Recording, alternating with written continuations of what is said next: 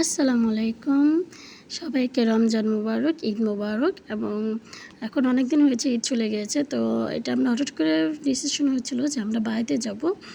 একদম ঈদের আগের দিন সকালে বের হয়ে পড়েছি। আমাদের ট্রেন ছিল সকাল 10টা 40-এ, 40-45 মিনিটে ট্রেন আসার কথা। তো আমরা জানি মিনিমাম 1 ঘন্টা বা আধা ঘন্টা লেট হতে পারে।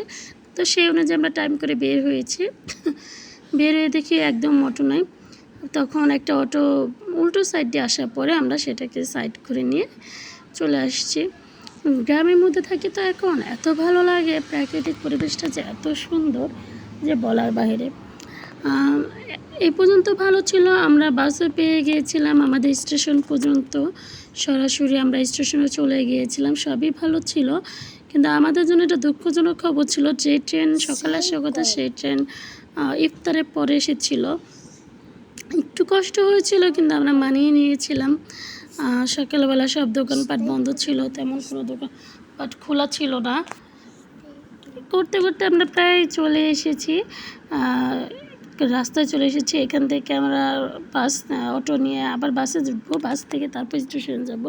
মোটামুটি স্টেশনটা আমাদের বাসা থেকে খুব দূরে, 1.5-2 ঘন্টা লাগে যেতে। তো এই করে চলে যাচ্ছিলাম। আমাদের ভোগান্তিটা মেন ছিল ট্রেন লেটে আসা, তাছাড়া কিছু ছিল না। তাছাড়া ভালোই লেগেছে। লেটে আসলেও ট্রেন ওঠার পরে না, যখন ভাবতেছিলাম যে না এখন আমরা বাড়িতে গিয়ে পৌঁছাবো, তখন খুব ভালো লাগতেছিল। আর সবচেয়ে বড় কথা, আমি যদি এখানে থেকে যেতাম, আমরা এখানে নতুন প্লেসে এসেছিলাম, একদম একা একা ফিল হচ্ছিল, কোনো কিছুই ভালো লাগতেছিল না। যদিও ঈদে বাজার করতেছিলাম, মার্কেট করতেছিলাম, তবুও কেমন কেমন যেন লাগতেছিল, কোনো কিছুই ভালো লাগতেছিল না। তো হঠাৎ করে ঈদের আগের দিন রাতে আমরা ঠিক করি যে চলো আমরা যাই হোক বাড়িতে চলে যাই, একটু কষ্ট হবে তারপর যাই। তো আমরা রওনা দিলাম।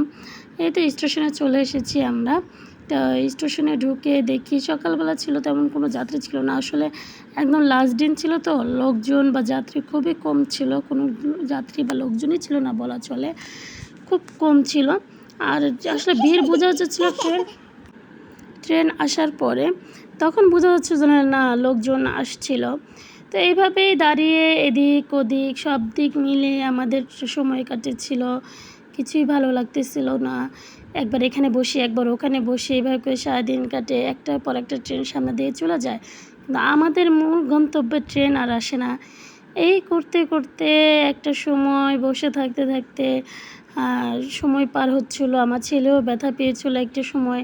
সব কিছু পার করে আমরা চলে এসেছিলাম।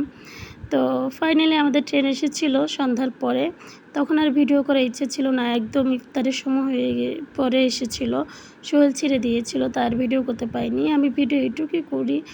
আপনারা আমার সাথে থাকবেন, প্লিজ সাবস্ক্রাইব করবেন, এবং আমি যেন আরও ভালোভাবে ভিডিও তৈরি করতে পারি আর ভালো থাকতে পারি দোয়া করবেন। আপনাদের সকলের জন্য দোয়া রইল। আসসালামু আলাইকুম।